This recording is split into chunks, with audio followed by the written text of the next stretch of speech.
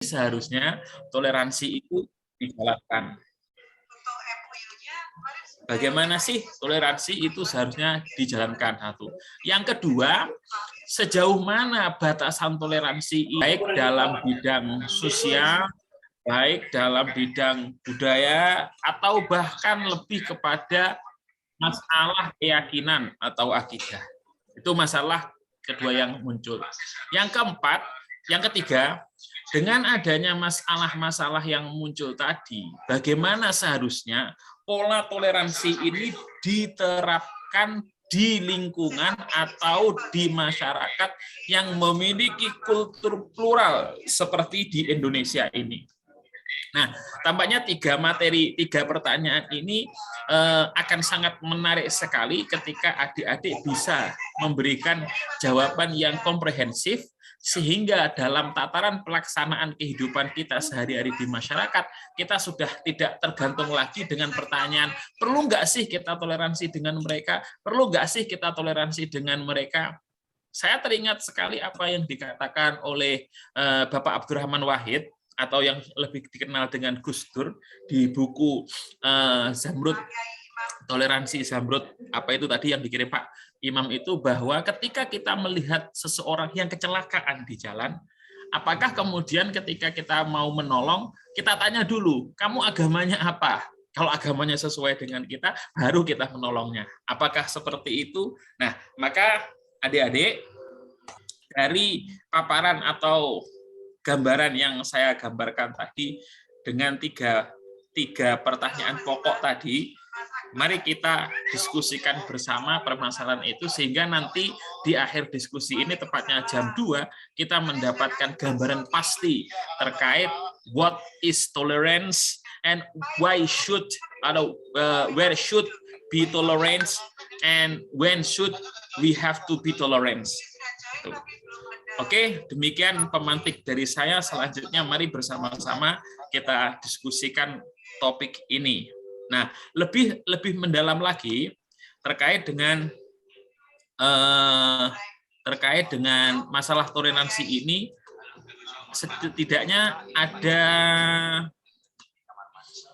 beberapa pertanyaan yang juga perlu kita tidak lanjuti. Yang pertama ini terkait dengan pengalaman kalian di daerah kalian masing-masing. Apa yang kalian rasakan dengan kegiatan kebinekaan ini, kebinekaan 1 dan 2. Lalu yang kedua, berikan pendapat Anda tentang sikap toleransi yang ada di kebinekaan 1 dan 2. Yang ketiga, berikan pendapat Anda tentang nilai-nilai perjuangan yang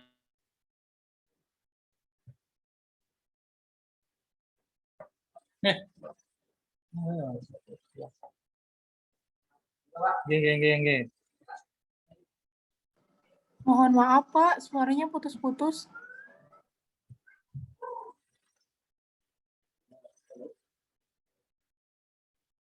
Pak Dian? Oke, rupanya internetnya terlempar ya, nggak apa-apa. Kita lanjutkan sambil menunggu Pak Dian Muhammad Hakim, apa yang sudah disampaikan oleh beliau. Pak Dian? Oke. Sinyalnya barusan hilang, Pak Menteri. Oke, lanjut. Ya.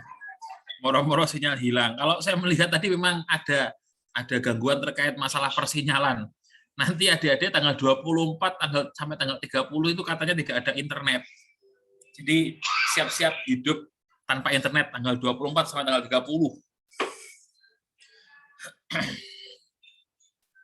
Halo? Saya lanjutkan. Perlu diskusi lebih mendalam juga terkait dengan 4 pertanyaan ini. Yang pertama, apa yang kalian rasakan dengan kegiatan kebinekaan 1 dan 2?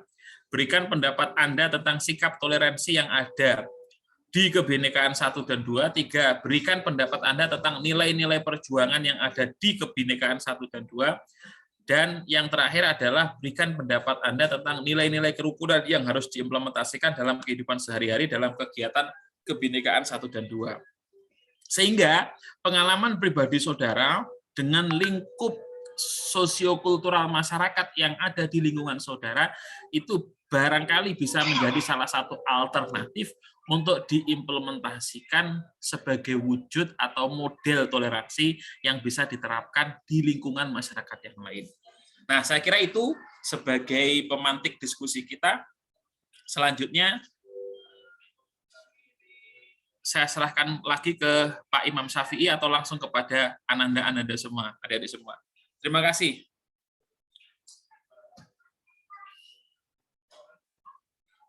Dinyalakan dulu, Pak Imam, dinyalakan dulu.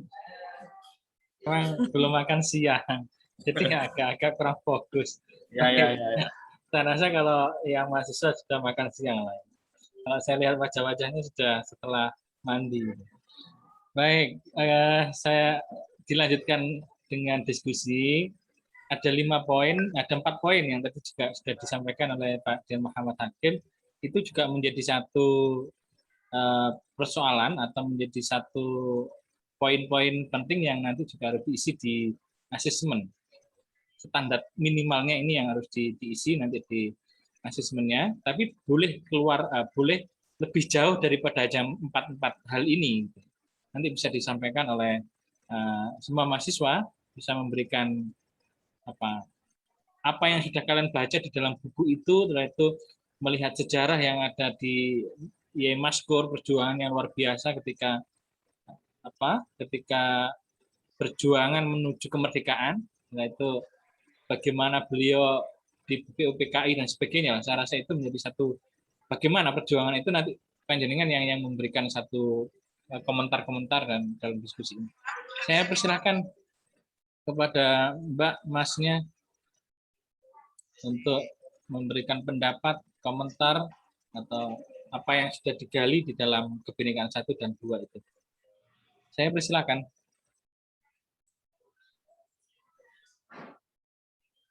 Bisa langsung dihidupkan aja, suaranya enggak apa-apa.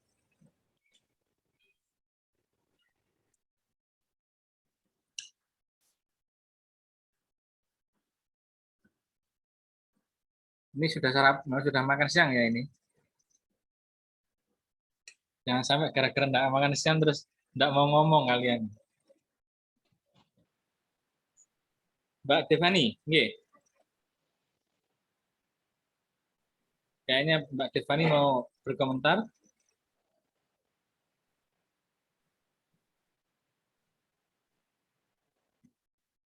Oke. Mas Alim, apa yang sudah didapat dari materi yang pertama dan kedua setelah panjenengan membaca buku dan mempelajari perjalanan daripada Maskur. Silakan. Ya, terima kasih Pak atas kesempatannya. Mohon maaf saya belum tadi nggak bersedia ngomong, tapi karena dipersilakan ya harus ngomong gitu Pak. Ya, silakan. Untuk membaca buku Jamrut Toleransi juga saya belum selesai Pak, tapi ada sedikit beberapa poin yang saya tangkap dari buku tersebut. Dalam buku tersebut banyak sekali nilai toleransi yang terkandung Pak. Mulai dari cara kita saling menghargai sesama manusia, saling menghormati antar umat beragama, bagaimana cara kita bersikap dengan lingkungan kita yang berbeda-beda. Tapi pada dasarnya sebuah perbedaan itu adalah sebuah kelebihan Pak untuk bangsa kita terlebih. Karena bangsa kita dikenal sebagai bangsa yang plural, itu Pak yang beragam, ya pluralisme yang beragam. Lidah saya Pak, kaku Pak. Yang beragam. Maka karena beragam tersebut terciptalah sebuah nilai-nilai keindahan, mulai dari tempat peribadatan, corak budaya, sampai ke hal-hal lainnya yang berkaitan dengan kehidupan bangsa ini. Contoh sederhananya saja sebuah bangunan tempat peribadatan, di mana sebuah tempat peribadatan umat Islam atau yang dikenal dengan masjid, di sana kita bisa melihat ada beberapa nilai toleransi di dalamnya karena beberapa budaya menyatu dalam satu bangunan. Namun orang-orang Indonesia pun tidak menjadikan itu sebuah permasalahan. Dan lebih lagi orang Indonesia menganggap itu sebuah hal yang istimewa karena banyak sekali bangun di luar itu kecenderungan arsitekturnya bergaya misalnya Spanyol tok Spanyol, terus Itali tok Itali. Kalau kita di Indonesia kayak masjid ada yang bangunannya bergabung dengan budaya Cina, budaya Arab, dan lain sebagainya. Terus untuk tentang sejarah perjuangan Kiai Kiai Kiai Kiai siapa saya lupa Maskur. Kiai Maskur. Beliau adalah sosok yang sangat hebat, saya rasa. Beliau merupakan sebuah tokoh yang bisa menjadi inspirasi bagi saya, terkhusus sebagai anak muda, di mana beliau sudah dari muda fokus untuk belajar mengembangkan diri, mulai dari belajar di pesantren, dan pesantren yang dia belajar pun tidak 1 atau 2. Kalau nggak salah 6 atau 8 ya kemarin, Pak. Ya, gimana? Kalau nggak salah ada 6 pesantren ya, kalau nggak salah kemarin, tempat dia menuntut ilmu. Iya, betul. Kurang lebih 6. Iya. Itu yang secara formal. Itu menandakan bahwasanya kita harus belajar dari berbagai macam tempat, tidak hanya dalam satu tempat atau satu wadah, karena ilmu di setiap tempat atau wadah pun berbeda-beda. Dan beliau juga semangat dalam memperjuangkan kemerdekaan, mulai dari menghidupkan nilai pendidikan Islam di Indonesia, mulai dari gerakan pertamanya membangun sebuah madrasah, tempat ibadah yang saat ini pun tempat ibadahnya sangat dikenal gitu. Mungkin itu sekian Pak dari saya. Terima kasih. Baik. Nah, nanti untuk Pak Dian Muhammad Hakim akan secara 3 orang yang mempunyai satu pendapat, nanti Pak Dian Muhammad Hakim akan menyambung dengan apa yang sudah didiskusikan. Luar biasa Mas Alim, walaupun belum selesai membaca buku yang toleransi, yang Indonesia adalah sebagai Zamrud toleransi, nanti bisa diselesaikan. Walaupun secara asesmen sudah selesai, tapi tidak ada masalah itu, karena asesmennya kan tidak menyeluruh isi daripada buku itu, karena tidak mungkin untuk menyelesaikan isi buku itu harus terangkum keseluruhan ya di dalam asesmen yang sangat terbatas itu. Maka terus diselesaikan sampai selesai pembacaannya, dan sudah banyak tadi yang sudah disampaikan. Saya persilakan yang lain sudah punya catatan-catatan yang kebinekaan 1 dan kebinekaan 2. Dan ini adalah tempat kita untuk sharing ya. Jangan sampai kita termasuk adalah aliran-aliran kebatinan ya. Aliran yang hanya batin saja. Hanya tidak mau menyampaikan pendapat, tidak boleh. Kita buat rileks memang di kelas ini, kelas pertukaran mahasiswa yang dari beberapa daerah. Saya yang di Malang, Pak Dian yang di Malang, kalian ada yang dari Sulawesi, Kalimantan, dan Papua, dan seterusnya, itu bisa mengekspresikan, menyampaikan satu pendapat tentang toleransi, tentang kerukunan di forum ini. Jadi tidak usah khawatir salah, tidak ada yang salah di forum ini. Saya persilakan kepada yang lain, Mbaknya, Mbak Juwita. Biasanya banyak pendapat dan biasanya beriringan dengan pendapatan. Kalau pendapatnya banyak, pendapatannya juga banyak. Saya persilakan, Mbak Juwita. Ya, izin masuk Pak. Apakah suara saya terdengar? Sudah kedengaran, silakan. Sebelumnya perkenalkan, nama saya Juwita Terina dari Kalimantan Selatan. Untuk hal yang sudah saya pelajari dari kebinekaan 1 dan 2, yang pertama kan di kebinekaan pertama kita membahas tentang buku Indonesia Zamrud Toleransi. Nah itu kemarin ada salah satu soalnya kan yang membahas tentang latar belakang kenapa ada buku itu, sebenarnya cukup kayak bikin wah gitu, karena memang latar belakangnya itu diambil dari banyaknya suku yang ada di Indonesia, beragam dari Sabang sampai Merauke. Nah terus itu ada satu kalimat yang saya ingat, yaitu toleransi itu bukanlah bentuk menghargai perbedaan aja gitu, tapi perlu digarisbawahi bahwasanya toleransi bukan hanya sekadar menerima perbedaan, melainkan mengakui orang lain memiliki hak-hak dasar yang tidak bisa dilangkahi meski kita tidak menyetujui isi pandangan pihak lain itu. Nah, jadi dari toleransi itu kita diajarkan untuk tidak menyikapi suatu perbedaan dari sisi yang negatif gitu. Apalagi itu kan sangat relate ya dengan kehidupan kita gitu. Kadang kalau misalnya kita berhadapan dengan perbedaan, kita itu cuma ngelihatnya tuh kadang yang negatifnya aja gitu. Tapi kita kurang bisa membuka pandangan kita untuk bisa melihat hal-hal positif dari apa sih yang bisa kita ambil dari perbedaan ini gitu. Nah, terus itu untuk yang buku Indonesia Zamrud Toleransi itu kemarin juga saya sedikit baca-baca, walaupun sama juga kayak Mas Alim nggak sampai habis gitu. Jadi salah satu hal yang bisa membuat toleransi di Indonesia itu tumbuh itu kan dari kebudayaan gotong royongnya, terus itu dari Pancasila yang sedemikian hingga tuh Pancasila tuh memang disusun karena banyaknya suku, agama, dan adat istiadat yang ada di Indonesia, sehingga jadilah pedoman hidup bangsa Indonesia tuh tercantum di Pancasila, dan itu menyatukan kita semua gitu. Terus untuk yang kebinekaan yang kedua, kita ada belajar tentang meneladani Kiai Haji Mashkur. Nah, sama kayak Mas Alim, beliau adalah sosok yang sangat luar biasa.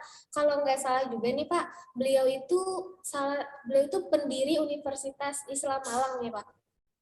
Betul, salah satu dulu. Iya Pak. Jadi ternyata dari mengenal tentang beliau, saya tahu bahwa pendidikan Islam itu salah satu perintisnya itu beliau gitu.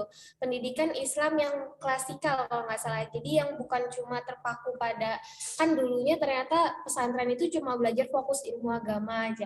Nah, tapi ide-ide beliau dengan kayak ilmu astronomi kalau nggak salah, pokoknya pengetahuan umum itu juga beliau jadikan kayak sebagai istilahnya sekarang kurikulum lah. Nah, kurikulum. Nah, jadi dari yang dulu masyarakat Indonesia itu masih intelektualnya masih rendah, beliau menjadi salah satu tokoh yang membuka jalan pendidikan Indonesia hingga bisa sampai saat ini. Nah, itu sih Pak, kalau dari yang saya tangkap secara garis besarnya seperti itu. Terima kasih, Pak. Baik, terima kasih Mbak Juwita. Sudah banyak hal yang disampaikan. Salah satu garis besar yang di buku Indonesia adalah Zamrud Toleransi ini menjadi sangat menarik, bahwa toleransi tidak hanya menghargai perbedaan, tapi juga kita bisa menerima hak-hak orang lain untuk dilakukan. Ini terkadang kita tidak bisa menerima orang lain menjalankan haknya, justru dia harus mengikuti hak kita. Itu kan juga menjadi permasalahan. Satu lagi dari mahasiswa, baru nanti akan ada komentar dan ulasan dari narasumber kita pada siang hari ini. Saya persilahkan. Dari Papua belum ada suaranya ini. Mana ini? Apa sinyalnya agak sulit atau gimana? Ini Mas siapa ini yang mau masuk? Tak bisa dari tadi. Ini dari tadi muter terus. Nggak apa-apa lah. Yang penting nanti kenapa tak buat absensi di asesmen agar nanti masih ada waktu. Kalau absensinya adalah pas join begini, kalau nggak bisa join berarti kalian nggak terekap nanti. Ini nggak adil itu. Saya persilakan satu lagi, Mbak Dea mungkin. Mbak Dea. Ya, baik Pak. Oke, silakan. Suaranya, Mbak. Ya, oke. Baik, Assalamualaikum warahmatullahi wabarakatuh. Waalaikumsalam warahmatullahi wabarakatuh. Terima kasih Pak atas waktunya. Mungkin ini pertama kalinya saya bicara di forum diskusinya, karena minggu lalu nggak sempat gitu kan untuk nyeritain tentang toleransi yang ada di yang terjadi di kota saya, yaitu Sulawesi Tenggara di Kendari. Jadi menyangkut tentang kebinekaan yang telah kita pelajari di modul Nusantara ini kan ada dua. Yang pertama tentang Zamrud Toleransi, dan yang kedua itu tentang meneladani Kiai Haji Mashkur. Yang pertama itu tentang Zamrud Toleransi. Jadi sepengambilan saya mengenai setelah saya membaca tentang buku Zamrud Toleransi, meskipun sama seperti Mbak Juwita tadi dengan teman tadi sebelumnya belum membaca keseluruhan, namun karena telah mengerjakan assignment-nya dan pasti sudah membaca sedikit-sedikit, yang saya dapat itu setelah membaca kebinekaan Zamrud Toleransi itu, di situ kayak menjelaskan tentang bagaimana cara kita untuk menepisi perbedaan yang terjadi di Indonesia ini. Seperti yang kita tahu bahwa Indonesia itu merupakan negara yang memiliki beragam agama, budaya, ras, suku, dan di mana perbedaan ini kita harus sikapi dengan saling toleransi untuk mendapatkan suatu kondisi atau lingkungan yang bisa aman, karena dengan kita saling toleransi itu ya pasti kalau kita saling menghargai tidak adanya perselisihan satu sama lain. Dan untuk masalah mungkin Pak saya sedikit bercerita tentang toleransi yang terjadi di kota saya. Jadi kalau di kota saya itu untuk toleransi beragama, alhamdulillah sekali sampai sekarang belum ada dan insya Allah mungkin harapannya sampai ke depannya itu tidak ada yang namanya kayak adanya perselisihan agama, karena seperti juga yang telah ditampilkan di kebinekaan itu, ada di situ ditampilkan video tentang bagaimana pembangunan masjid dan gereja itu saling bersampingan namun mereka saling bertoleransi, dan itu juga terjadi di kota saya, Pak. Dan alhamdulillah sampai sekarang mereka saling berjalan seiringan begitu, maksudnya tidak adanya perselisihan. Dan untuk lokasi mungkin lokasi masjid sama gereja itu ada di dekat rumah saya. Di situ lokasinya saling bersampingan, Pak. Jadi saling bersampingan, tapi mereka saling bertoleransi begitu, saling menghargai satu sama lain. Dan kalau mungkin di kota saya untuk agama tidak terlalu, maksudnya kalau untuk toleransi agama, alhamdulillah saling bertoleransi, tapi yang sering menjadi masalah itu antara toleransi suku, Pak. Sering terjadi yang namanya kayak konflik antar suku. Jadi konflik antar suku itu pun melibatkan penduduk asli suatu wilayah dengan penduduk yang kayak transmigrasi begitu, Pak. Jadi permasalahannya sih itu saja, dan setelah saya mempelajari kebinekaan, saya menyadari bahwa masih banyaknya hal-hal yang kayak harus diperbaiki begitu di lingkungan kita mengenai masalah toleransi untuk menghargai satu sama lain begitu, Pak. Dan yang kedua itu tentang Kiai Haji Maskur. Dari yang saya dapat setelah juga saya mengerjakan assignment-nya, di situ yang kita tahu bahwa Bapak Kiai Haji Maskur ini merupakan sosok yang memperjuangkan agama itu beriringan juga memperjuangkan kemerdekaan Indonesia. Jadi menurut saya hal-hal yang bisa kita patut contohi dari Bapak Kiai Haji Maskur ini, bagaimana semangat beliau dalam untuk selalu menyebarkan dan menegakkan serta mengajarkan agama Islam di sekitarnya tanpa mengurangi nilai-nilai yang terkandungnya, Pak. Menurut saya begitu. Terima kasih, Pak.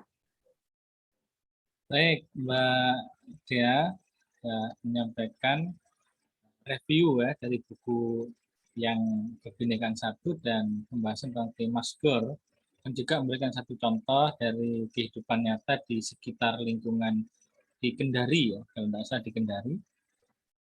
Saya kebetulan juga punya saudara di Kendari, ya, masih sepupu dengan saya, adik dari anak dari bapak saya, ponaan atau apa, mbak dari bapak saya.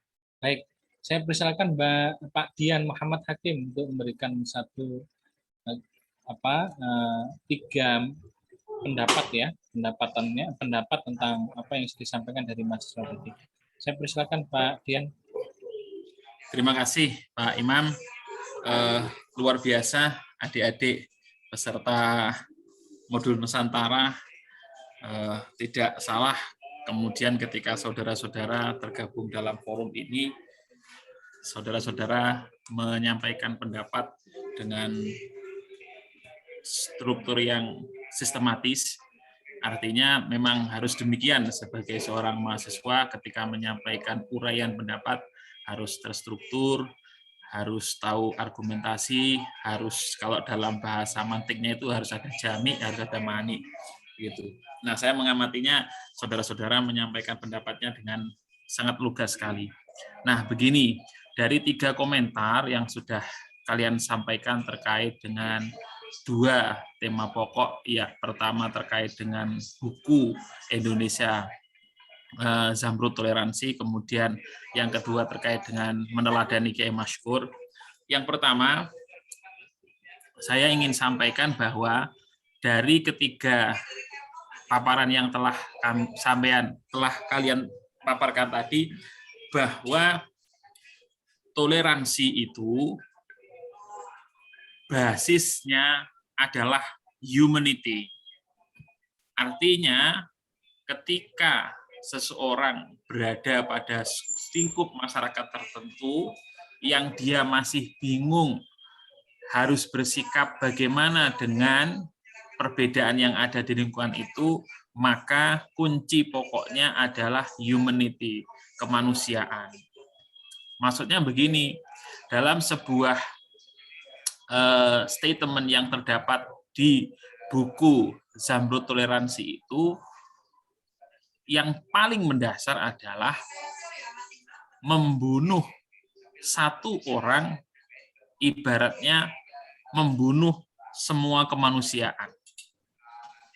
Nah, ini juga sejalan dalam pandangan Islam itu, orang yang membunuh satu orang saja diibaratkan qatalan nasa jami'ah, membunuh manusia seluruhnya. Oleh karena itu, maka di dalam konteks toleransi yang ada di Indonesia ini, maka semua toleransi yang ada itu harus kita dasarkan kepada kemanusiaan. Kita memandang orang bukan dari latar belakang agamanya, latar belakang sukunya, latar belakang politiknya, dan latar belakang lain yang parsial-parsial sifatnya, tapi kita harus memandang bahwa kita hidup sama-sama sebagai manusia. Maka karena sebagai manusia, cinta kasihlah yang akan mengeratkan kita satu sama lain dalam sebuah bingkai toleransi. Itu yang pertama, komentar saya yang pertama. Yang kedua, berkaitan dengan meneladani Kiai Maskur. Saudara, seseorang akan memiliki pandangan yang luas dan komprehensif manakala seseorang itu mengkaji sebuah permasalahan atau mengkaji sebuah permasalahan problem hidup itu dilihat dari berbagai macam perspektif. Tidak hanya satu perspektif saja. Nanti kalau hanya melihat dalam satu perspektif, maka akan mendapati atau memiliki pandangan yang sempit. Sehingga kalau tidak itu, maka yang lainnya salah. Nah, Kiai Maskur ini mencontohkan kepada kita bahwa seseorang ketika hidup, berjuang, itu harus mapan dalam segala aspek kehidupannya, terutama masalah background studinya, latar belakang pendidikannya, sehingga bisa melihat berbagai macam permasalahan dengan berbagai sudut pandang atau berbagai macam perspektif. Dalam pelaksanaannya, akhirnya bisa menjadi seorang pribadi, satu, yang luwes. Artinya yang luwes itu dia lentur, berada dimanapun dia akan selalu bisa menghargai perbedaan, akan selalu bisa melihat setiap orang hidup dengan berbagai macam tipikalnya. Nah, saudara harus seperti itu. Nah, dalam konteks perjuangan, maka kemaslahatan bersama yang harus diutamakan. Artinya tidak kemudian hanya golongan kita yang harus berada di depan, berada di atas, tetapi bagaimana kita bisa merangkul semua lini dalam semua aspek yang ada di masyarakat. Lah ini Kiai Maskur. Nah, itu saudara-saudara atau komentar saya terkait dengan beberapa komentar yang telah disampaikan oleh teman-teman tadi, Mbak Juwita Lestarina, terus kemudian Muhammad Alim Sidik, dan juga Mbak Dea Rizky Ananda. Saya kasih contoh di Malang. Di Malang itu ada sebuah pemandangan yang unik ketika peringatan Hari Besar Keagamaan, tepatnya di alun-alun Kota Malang. Jadi di alun-alun Kota Malang itu ada dua bangunan megah yang saling berhadapan-hadapan, saling berdekatan. Satu adalah gereja, satunya adalah Masjid Agung. Nah, yang unik ketika peringatan Natal atau perayaan Natal, halaman masjidnya digunakan sebagai tempat parkir para jemaah gereja yang melakukan misa Natal. Sebaliknya, ketika peringatan Idul Fitri atau Idul Adha, halaman gerejanya digunakan parkir atau digunakan sholat bagi jamaah yang tidak cukup jamaah di dalam masjid. Nah, ini contoh real kehidupan berkerukunan yang sangat nyata sekali di Malang. Nah, ini sebagai contoh lagi. Nah, saya kasih contoh lagi di Eropa, semua warga negaranya tanpa memandang suku, bangsa, agama itu bebas mengekspresikan keberagamannya di public space, saudara-saudara. Artinya tidak harus kemudian yang Kristen itu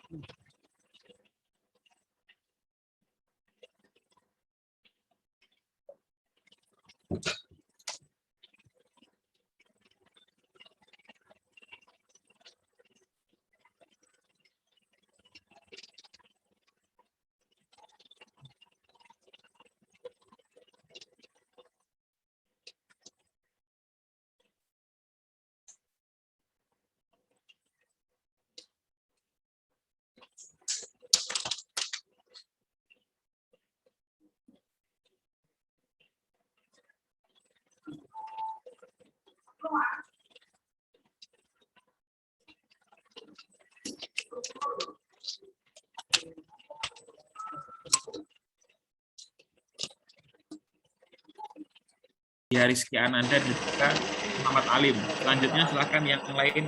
Nah, ini Pak Imam sudah kembali. Silakan Pak Imam. Saya persilakan yang lain dari siapa ini yang belum. Saya persilakan.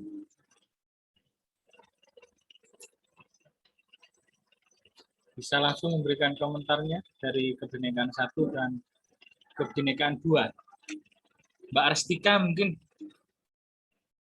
Saya persilakan. Baik, selamat sore untuk kita semua. Selamat sore.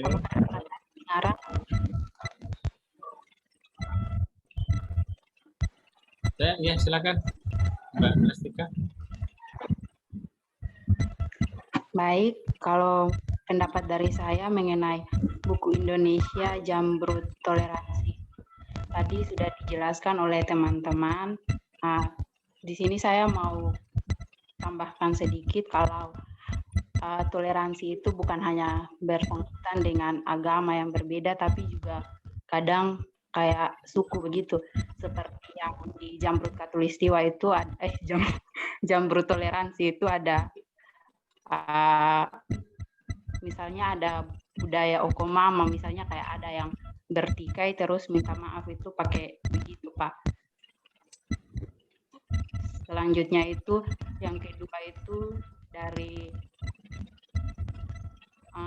yang nilai yang kita teladani dari Kiai Maskur itu dia seorang kiai tapi pendidikannya itu dia mendahulukan terus cara memperjuangkan kemerdekaannya itu.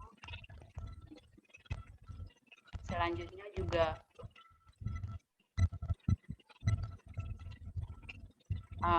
misalnya dia juga membangun madrasah dan masjid begitu Pak. Mungkin dari saya.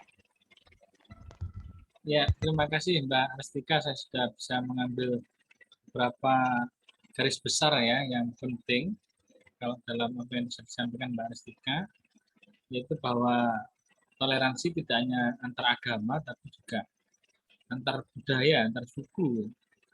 Untuk menyelesaikan pertikaian itu rupanya dengan tradisi, dengan budaya yang ada di situ bisa terselesaikan permasalahan itu. Ini juga menarik sekali. Saya persilakan di yang lain. Satu lagi, mumpung ada kesempatan karena waktu kita sampai jam 2. Saya persilahkan dari Mbak Ratu Alia, ada ini? Mbak Ratu Alia? Ada, oke. Mas Jabal, oke. Mas Jabal Amirul Zaman, silakan.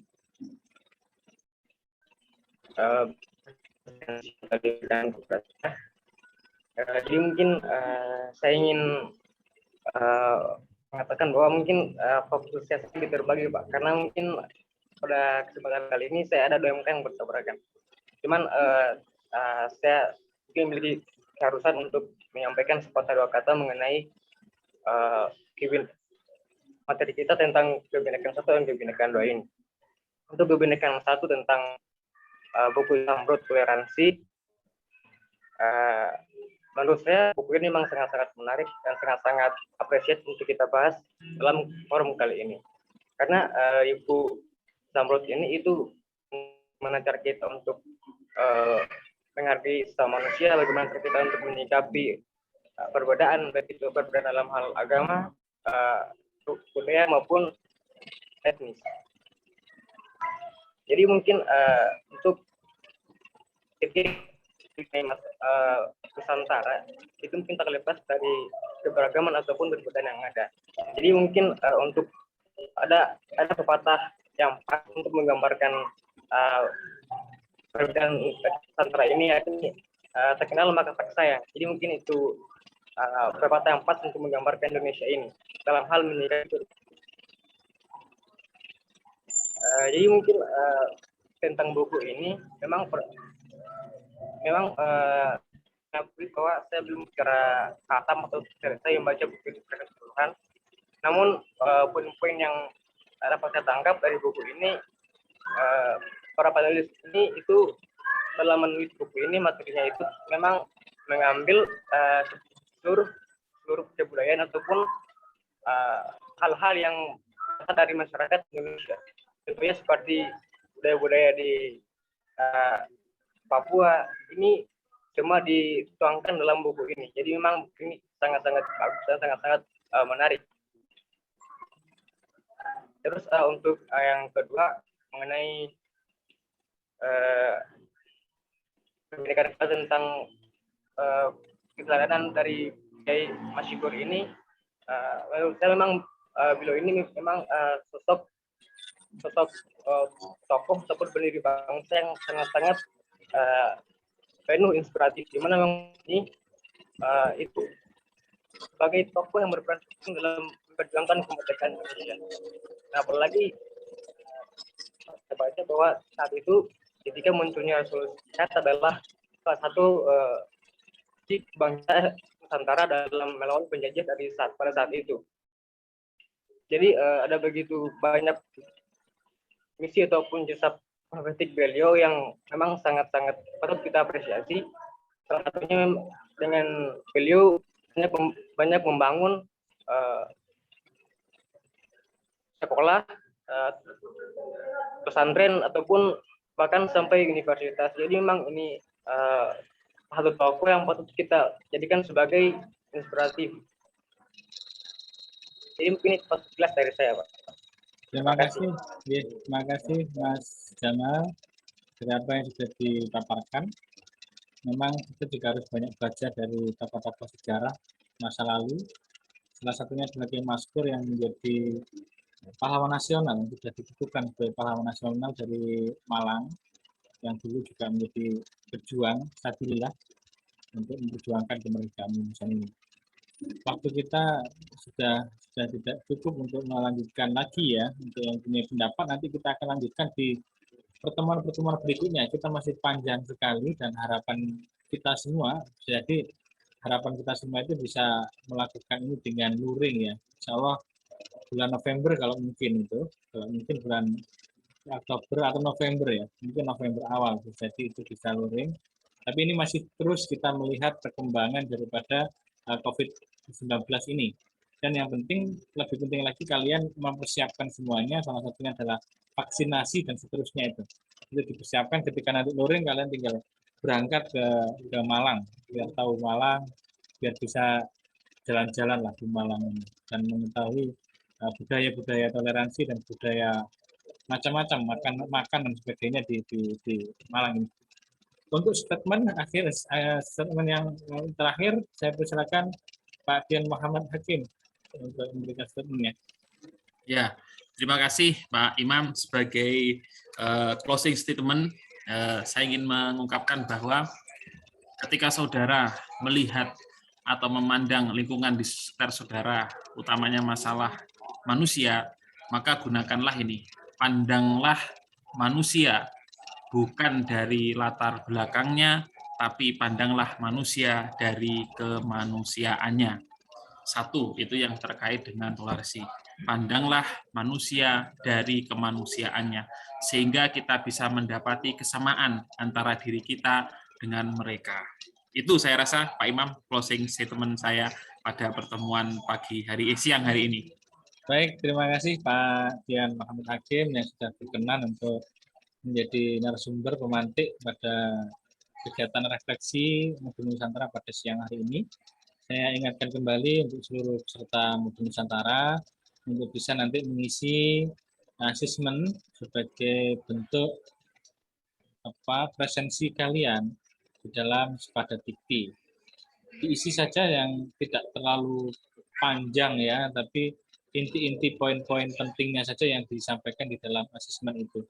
Saya rasa itu sudah cukup dan mewakili lah. Kalau sampai harus mengisi semuanya buku sampai pindah di sepadan dikti itu justru tidak menarik. Justru poin-poin yang menjadi pikiran-pikiran kalian lah itu yang menjadi penting dicantumkan di asesmen di sepadan dikti.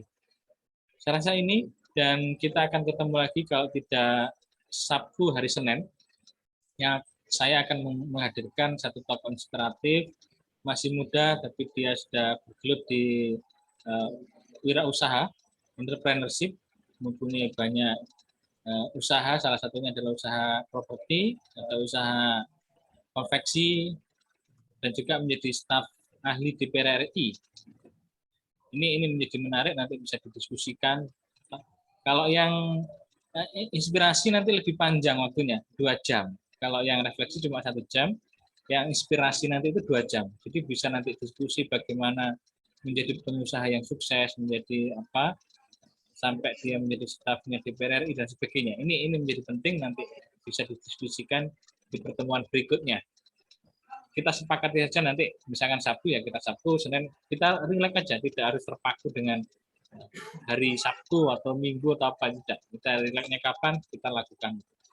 Saya rasa itu. Sekali lagi terima kasih kepada Bapak Dr. Dian Muhammad Hakim sudah berkenan untuk bisa bergabung di forum yang luar biasa ini, dari beberapa mahasiswa Sulawesi, ada yang Kalimantan, ada yang Papua, dan seterusnya. Terima kasih sekali lagi, dan seluruh mahasiswa tetap jaga kesehatan, Terus banyak doa pada Tuhan untuk selalu kita diberikan kesehatan, bisa melakukan program-program Modul Nusantara ini sampai finish, sampai selesai dengan keadaan sehat. Nanti yang itu yang terpenting. Kurang lebihnya saya maaf. Wallahul muwaffiq wal muthariq. Assalamualaikum warahmatullahi wabarakatuh. Salam sejahtera, salam sehat untuk kita semua. Terima kasih Pak. Sama-sama. Terima kasih Pak. Baik, saya add ya. Saya end ya.